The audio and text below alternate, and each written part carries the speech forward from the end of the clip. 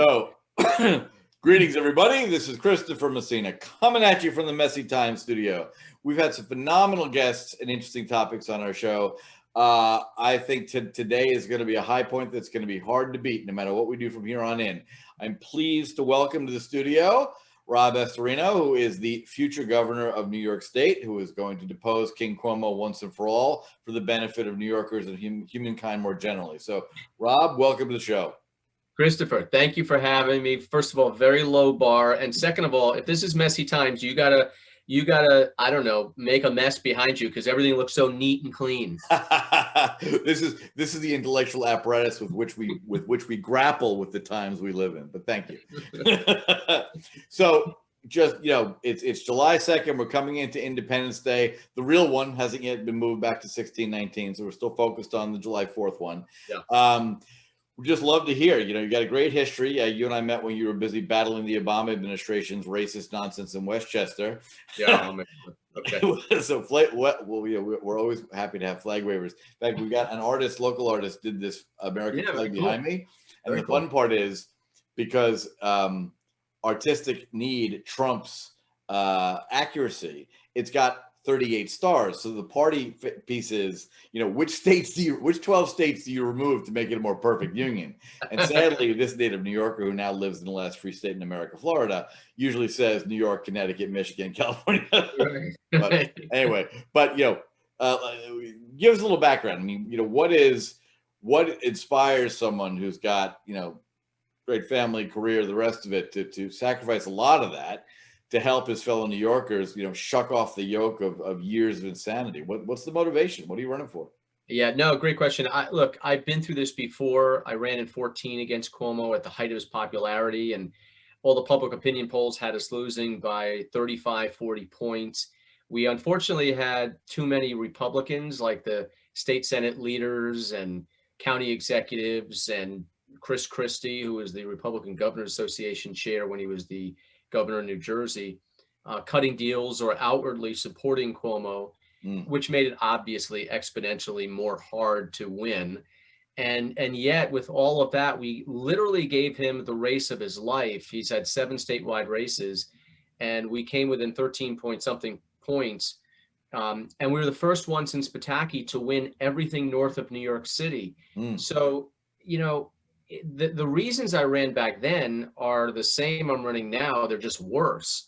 I was calling out his corruption when everyone else was crickets. And I remember looking him in the eye in our debate in Buffalo, our only debate, and asking him to tell the people of New York to swear that he was not under federal investigation or his staff hadn't been subpoenaed or questioned. Of course, he refused to do it. And that was the Buffalo billion at the time, which was a complete debacle and fell apart. And it was the Moreland Commission, which was set up, and only in New York can you have the anti-corruption commission become corrupted. And it was, the breadcrumbs were leading towards him, and then he shut it down. So of course he's denied it all, and it came out after the election that yes, there were investigations and things were not good. But really, you look at the economy, you look at taxes, you look at the exodus of people like you and everyone else out of New York, which is sad and predictable. Right.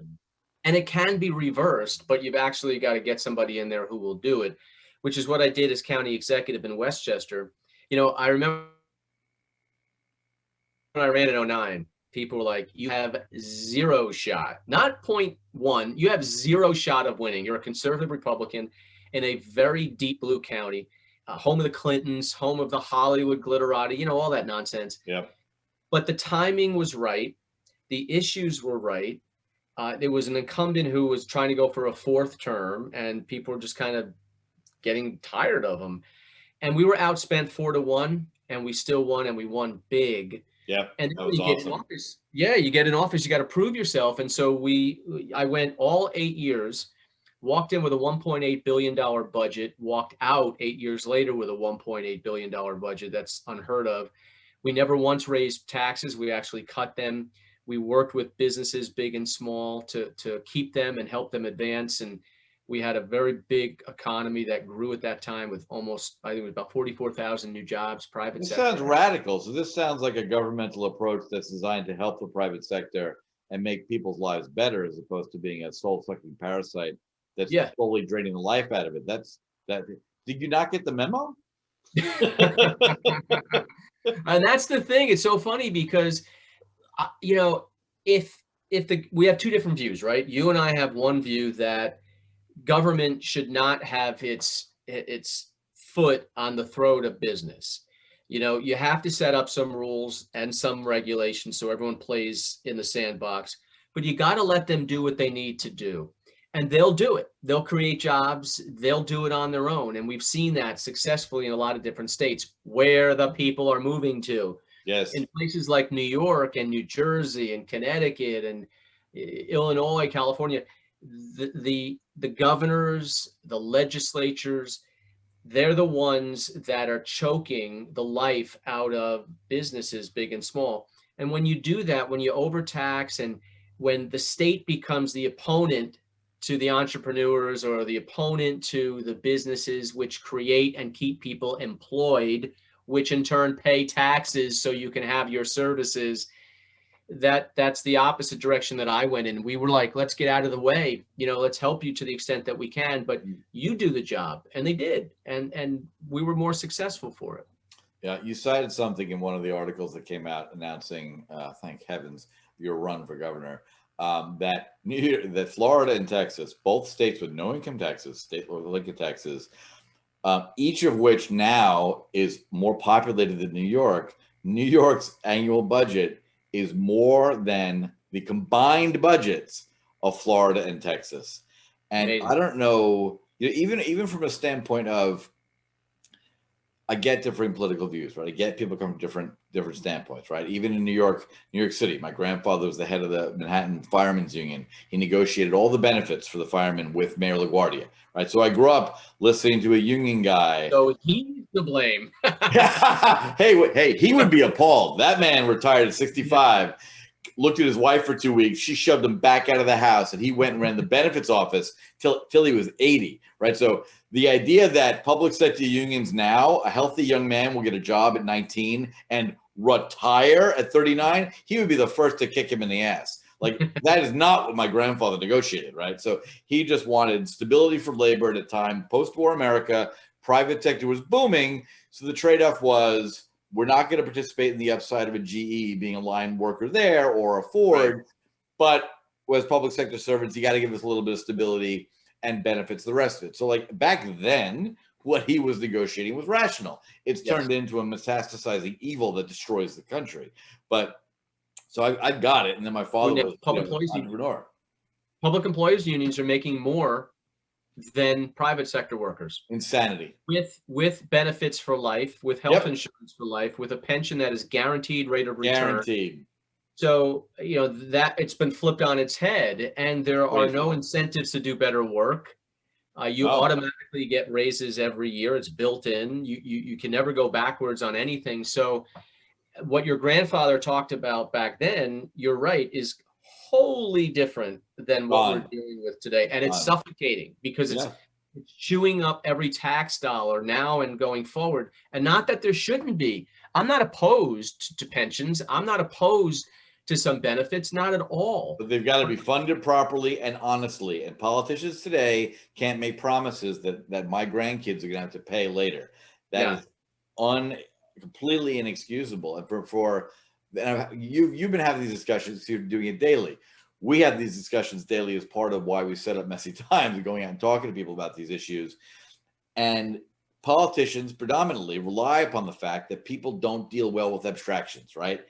But when I drive it home, like the reason it costs you $20 to drive over the bridge to Staten Island is because the toll collector is getting paid $320,000 a year. And they look at you like, what?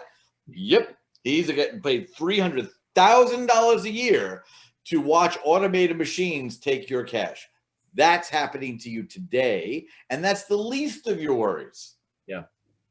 No, it's all over. You use metastasize. It's a good word because it's becoming all consuming. It's growing. It's this machine, this blob that has to be fed in order for it to move forward. And it always moves forward and it just consumes things in its way.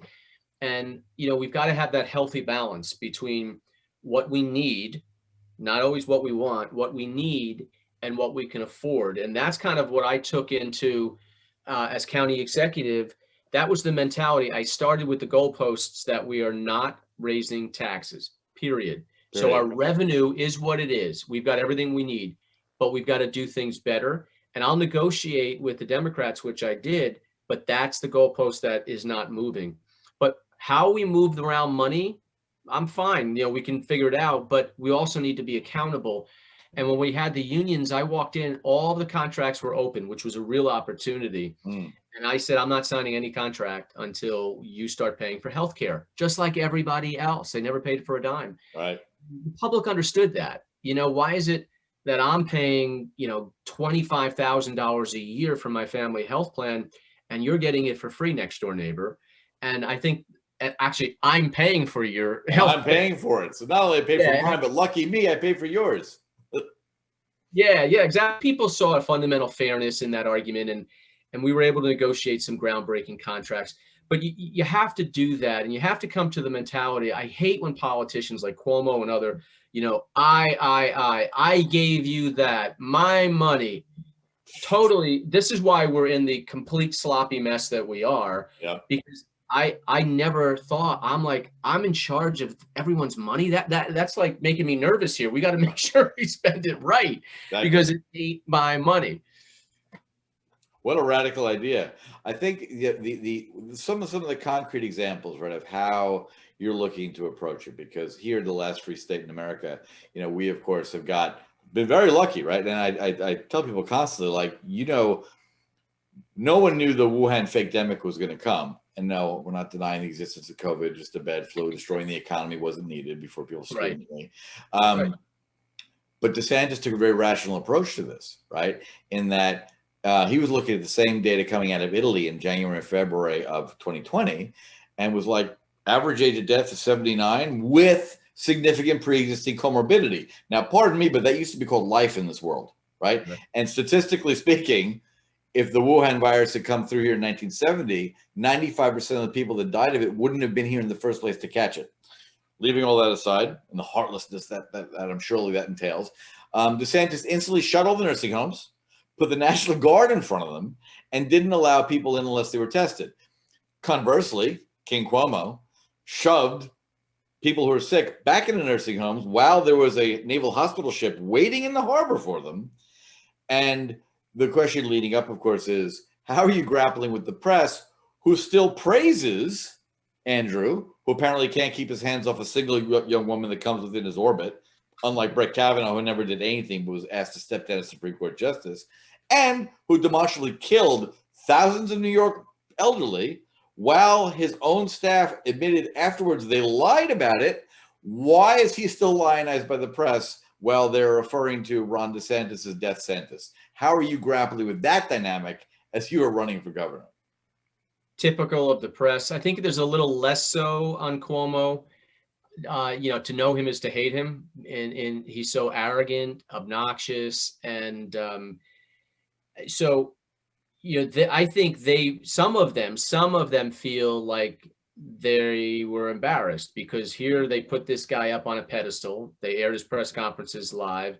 Nice. He fed them a line of crap, and they were like, can I have some more? That's so tasty. Oh, yummy. Yeah, it was delicious, right? And it was so predictable when you read that executive order, and these nursing homes, which were not equipped to take these kind of patients,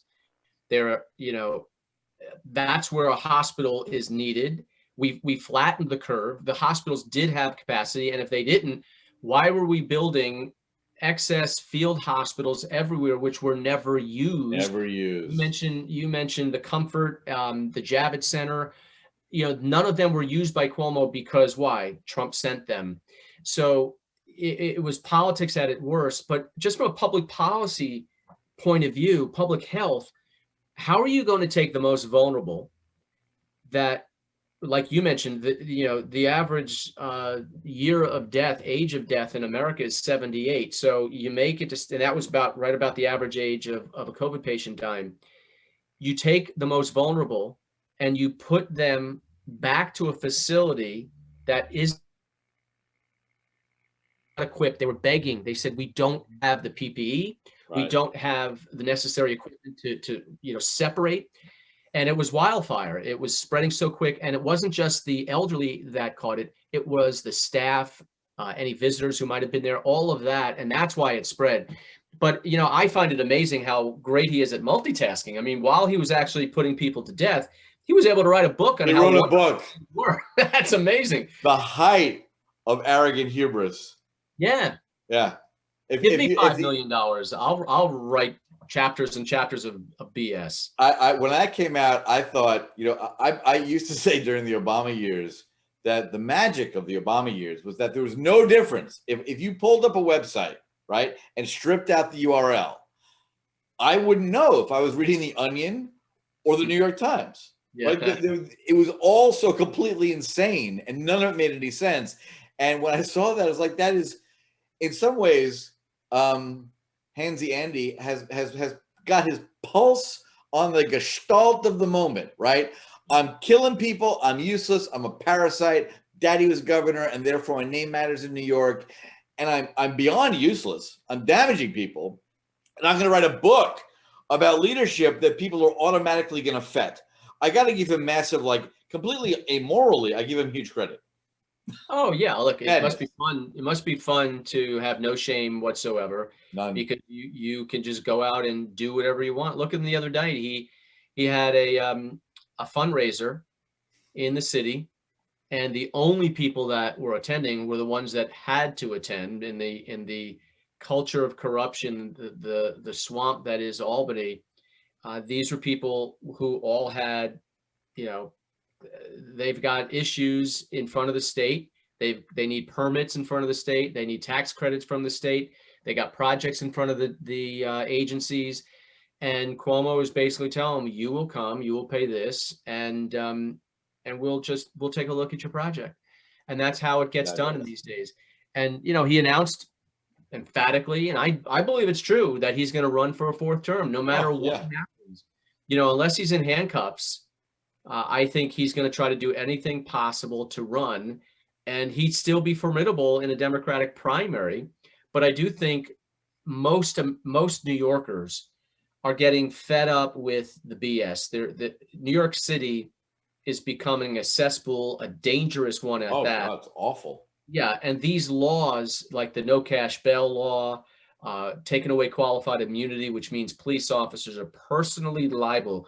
You go and try to arrest a thug, a career criminal who just committed a crime. You tackle him to the floor, and then he's going to sue you and maybe take your house or make you pay for lawyers.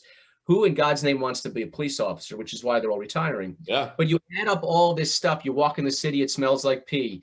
You see homeless people everywhere, people begging, people, harassing you and your family, the education system, which has been turned inside and out and has been exposed in our major cities for how bad it is sometimes. And you add all that up with an economy that stinks, that the state has all these requirements that are putting people out of businesses, especially the small businesses, and taxes through the roof, including New York City income taxes, which are going up, New York State income taxes, which are going up. They're looking at increasing corporate taxes. They are potentially discussing a stock transfer tax, which would hurt everybody. Beyond insane. 401ks in the market. Beyond insane. Every single exchange. This is my world. I've built exchanges, right? You just move the servers to Miami, or just like the idea that they think that they can tax the capital markets shows how completely out of touch they are. Baffling. And it's this radical, progressive, I'll say uneducated in that they don't know how the real world works. They might have the greatest education on paper, that diploma from Harvard or Ithaca on the wall, but yet they come out and they know nothing about the real world. And so this socialistic agenda seems so rah-rah to them. I just challenge some of them to tell me exactly where it has worked. What is their model? Because I'd love to see what country has been successful at it. See, this time they're going to get it right. You know, I know it. I mean, honestly, first 1,000 times you fail, you got to go on. Yeah. My wife and I were in the Bahamas recently to celebrate our anniversary, and we had to go to a clinic, even though we're both vaccinated. Yep. We had to go get a rapid test, a COVID test, in order to come back into the United States. Anyway, we go to this clinic, and there's these two people, a couple from Venezuela there. Now, I speak Spanish, so we started chatting in Espanol, and I asked them, I said, what happened to your country? Yeah.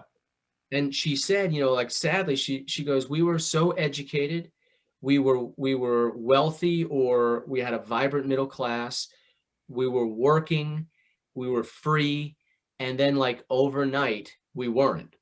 And it's crazy how many people have fled, if they can, fled Venezuela. But then she said something very poignant. She looked at me and she said, what's happening in your country? Right. And for someone like her, looking on the outside, it's easy to see where we're going as a country. And that's why, Christopher, I honestly think we are at such a very dangerous point right now in America, where you've got this radical element that has taken over, basically the culture has taken over the Democratic Party and is moving things very quickly. You know, we laughed when they talked about statues coming down. We laughed when they started talking about, you know, people being canceled or books being removed, because we thought it was absurd. And then the next day they were gone. And, you know, I'm showing this flag right now because we're taping this right now as we go into 4th of July weekend. How long do you think it's going to be before they demand a new flag in this country? Because this flag to them represents racism, oppression, slavery, segregation, everything wrong with this country. So if everything is wrong as from this symbol, then it needs to be changed, right? And how long, and that might sound absurd to people. Oh, yeah, it's not absurd at all. No, spot on. How long before they demand that? And I just saw a survey today too.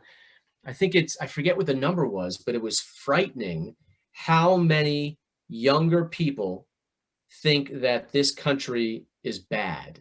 It's terrifying. And how many people think that our best days are behind us. Now, you can't live in a country that you hate. And my saying is, you know, if you hate this country, then go to the place that you think is best. But yeah, we all want to make it better every day. We strive to do that. But we have more protections in this country, more opportunities in this country. Why is it everyone in the world, if they could snap their finger to go to one place, they would come to our soil? And yet the people within are saying how bad it is to the rest of the world. So we're at a dangerous point. A horrible point. You're absolutely right. And one of the major things that you can do when you get into the governor's office is start to reverse that. I mean, there's no accident, right? There's absolutely no accident whatsoever. A good friend of mine grew up in the North Shore of Chicago with Bill Ayers, who, you know. Who's that, Barack Obama? Yeah. No, it was not. No, sadly, Barry Hussein Soetoro, who picked a name later, was not a friend of mine. But Ayers very deliberately, after his rich daddy got him off for, you know, bombing as parts of SDS and the Weather Underground, they deliberately modeled themselves after the Jesuits. And if you want to change society, you change education. And they went in and they corrupted Columbia Teachers College, and they combined with the happy circumstance, the stupidest public policy this nation has ever implemented. And you're wondering, that's a high hurdle. Which is the stupidest? The stupidest was giving draft deferments in the Vietnam War to people who are busy getting a degree in physical education, right? The stupidest thing ever. If you go to any university in this country, the memorial wall for Civil War, sometimes Revolutionary War, World War II, Korea, World War I, Vietnam doesn't exist, right? And so for the first time in history, we bifurcated by class. I mean, you still buy a way out of the Civil War if you could find someone to take your place, but that was an individual transaction, right? The Army wanted a body. If it was you, if you can find someone to take your place, great. It was a policy. We said, if you're in college, you don't have to go to Vietnam to kill communists and rice paddies until you're done with your education. So parents who could afford this wrote the check. God, 4 years later, it's still going on. I guess junior's going to get a master's degree. What do you mean it's still what a Christ? All right, into the PhD program with you. And so by accident, we got anthropologically speaking, we got a whole crop of men who never became men in the societal sense. They remain children their entire lives, still do, with their ponytails and their dipshitty socialism. But then they became professors because they've got nothing else to do. And so that fit perfectly. I'm going to, starting with the grammar school all the way to college, I'm going to replace education, objective fact, with propaganda and Marxist nonsense. And they've done it now for 50 years, and it's worked. So everything you're citing is a direct result of that. And this guy, Andy Ngo, wrote this great book, Unmasked, Inside Antifa's Radical Plan to Destroy Democracy, right? Remember, we were all told last summer, mostly peaceful protest. Chuck Schumer, Biden, President in waiting Kamala, all told us Antifa doesn't exist. It's just an idea. Not an idea. It's a radical group that trains people in violence, trains themselves to be hidden in black blocs so they can't be identified. They go and destroy things. They've been doing it now for years in Portland. The whole country got to see it last summer, and we're still seeing it, right? We all saw it with Trump. So you got this distortion of reality from the left where they want to change what you say. So beating people up is free speech if you're an anti-fascist. But that same person who's coming to give a talk at a college, that speech is violence. And they've managed to create this inversion of reality. Thank God people are pushing back. Thank God they are pushing back against this critical race hustle, this nonsense about white supremacy. And that woman in Venezuela, 80 years ago, Venezuela, Cuba, and Argentina were better corporate credits from a sovereign standpoint than the United States was. Where did that all go? Gone. But at the time of the revolution, when Che Guevara started murdering tens of thousands of people, and now students wear his image on their shirt, which is beyond baffling, there were more people immigrating to Cuba than to the United States because the opportunities were greater. And so they blew it. So for those people who say, this can't happen, it's happening. No, right now we are in a bloodless civil war. Okay. It is a push and a pull right now on what direction we're going to go. You've got some people who are very radical and pushing this agenda successfully. You have others who are afraid to speak, but know it's not right. So they're kind of staying quiet or acquiescing, thinking that it won't get them. And then you've got others like me and you and that are pushing back and realize what is happening in real time and the dangers that we face in this country. Just by looking at history, it is our guide to what will happen if we don't do anything. And look, I had to deal with, as county executive in Westchester, I inherited a settlement that required the county to build affordable housing in, quote, white communities. This was pushed by the Obama Justice Department and HUD. And, when I got in there, it was what it was. We had to build, but there were warning signs in that vaguely written settlement document that I warned everybody about, that this gives the feds way too much power to come in and do things. And then it wasn't long before that I experienced exactly what I was afraid of. And, it would have been easy to just back down. I don't need this stuff. I don't need to be called a racist, blah, blah, blah. But I knew what their end goal was. And they called Westchester their grand experiment. And we're dealing with it now again, because it is something called AFFH, Affirmatively Furthering Fair Housing. Sounds innocuous. It goes back to the civil rights laws and housing laws. But what it is a federal takeover of local zoning and communities. And they use something called disparate impact, which unfortunately, Justice Kennedy was the fifth vote on this nonsense, a case out of Texas, which basically affirms the right to turn everything upside down. It says you're guilty by statistics if the feds say so. If your community is overwhelmingly white, for instance, therefore it is segregated, and you, community, must prove that it's not. And how you're already losing, it's by what degree. Good luck going up against the feds. It is now seeping in everything, in banking, in finance, in housing, and whatever they want it to do. And we've got to be able to explain the dangers of all of this. And so I hate to say that I'm used to being called these bad things, but it's not going to put me in a corner and play defense, because I warn people, this is what the left does, right? They want to put fear in you. They want you to be silenced. They want you to play defense and explain, because when you are, you're losing. And the greatest goaltender in the world is going to give up shots. So if you're playing in your zone the entire time, you will lose. Yep. It is time to cross center ice and play in their zone. And that is what I do, because that's the only way you can win in advance. Otherwise, it's just a matter of time. Yeah. No, well, I love, and the disparate impact thing has been absolutely insane, because it is all of a Marxist piece, right? Yep. Group guilt or innocence, not individual action. So Correct. 50 people could be standing around, none of them doing anything at all racist. But if statistics say something, then that must be true. So somewhere lurking there, and you're right about, if you're playing defense, you're losing. The best thing Donald Trump did during his campaign against Hillary Clinton, the best thing, I thought, was when she started with the ritual, and he's been mean to women, right? They don't say that about Cuomo or Biden, right? But whatever, Trump is mean to women.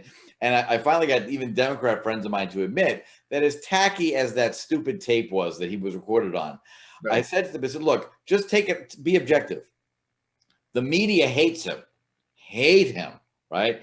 Everyone's got a cell phone and a camera, and he's got hundreds of thousands of hours of TV tape.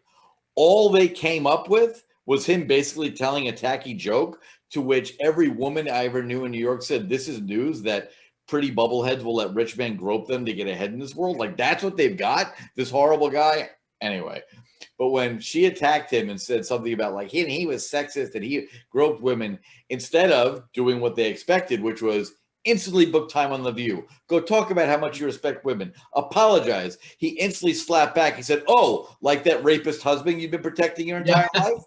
That was the greatest, because in their minds, they couldn't conceive that someone would say that. And instantly, I think he got 20-point jump that day, because people are tired of this nonsense.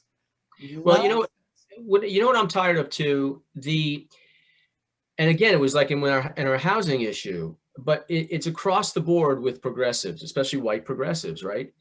This patronizing view that unless they help, unless the federal government helps by giving handouts or set-asides or changes the balance or rules, that minorities are incapable of advancing on their own. And how disgusting of a viewpoint is that? How racist of a viewpoint is that?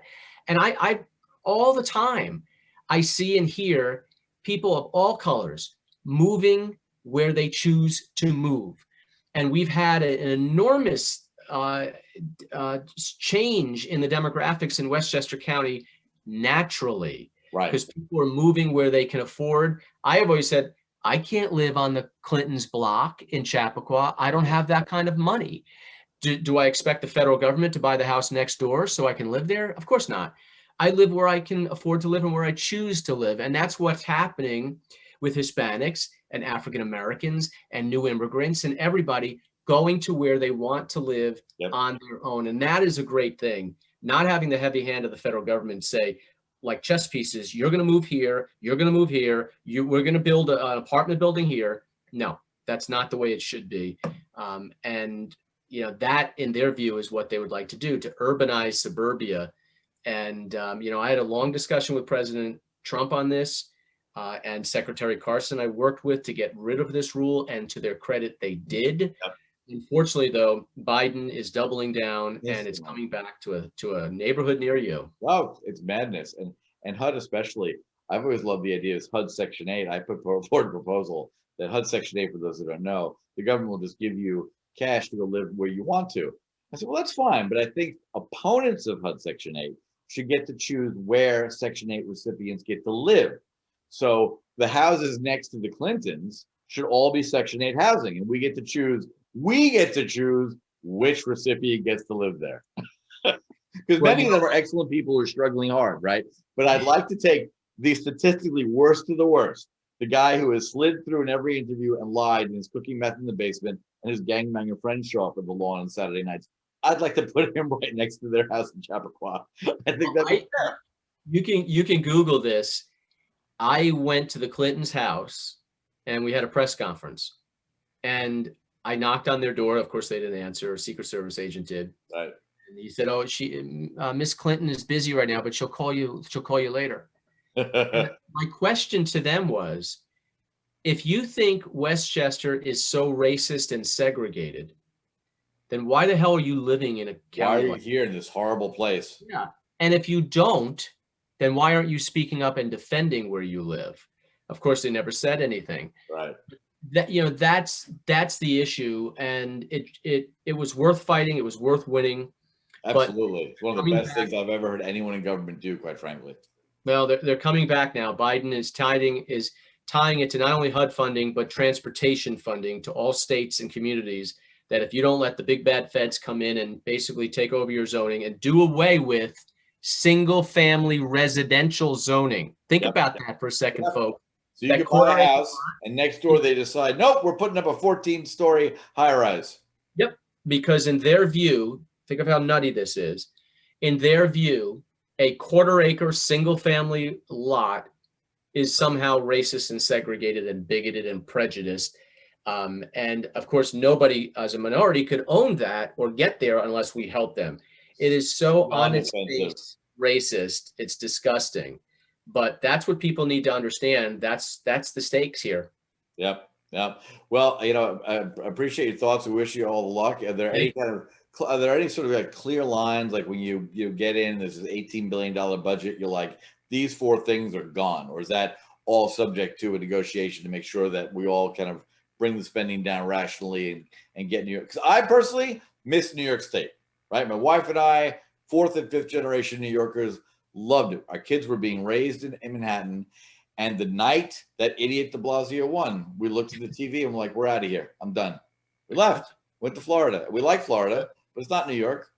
And New York should become the Empire State. It should be the rational place. And one thing I say to Democrats, which may be helpful to you, is just in your own self-interest, you never want one party to control things for too long. Right. Inevitably, they get corrupt. Nassau County saw that with the Republican Party in the 80s. Yep. Republicans bankrupted Nassau County because they had no one challenging them, and there was never going to be a chance of change. So to the Democrats in New York, I say, Governor Astorino is your great hope, even if he's a raving lunatic, which he's not, because at least you're changing parties. At least you're shaking it up, and you're getting that entrenched corruption out. It's inoculation to switch parties. Yeah, it's true. People want some balance. They need balance, a healthy balance, right? We could have public policy debates. We could decide, what the right amount of daycare slots or pre-K is, whatever. But we need to have that debate. Right. Whether the Tappan Zee Bridge should be named the Cuomo Bridge overnight with no public discussion exemplifies how bad things are getting. And it's not about one person in this state. It's about the 19 million people who live here. So look, we got a great chance to win this. Hopefully people get on board, either go to robastorino.com or follow me on social media and join the army. And, they said it couldn't be done how many times in our history. And yet Trump was never supposed to be president. And the long list goes on and on and on. So you got to win it. We're in it. Bring it back to greatness. So we look forward to welcoming you into the mansion, Governor. But until then, thanks for coming on the show. We appreciate your time.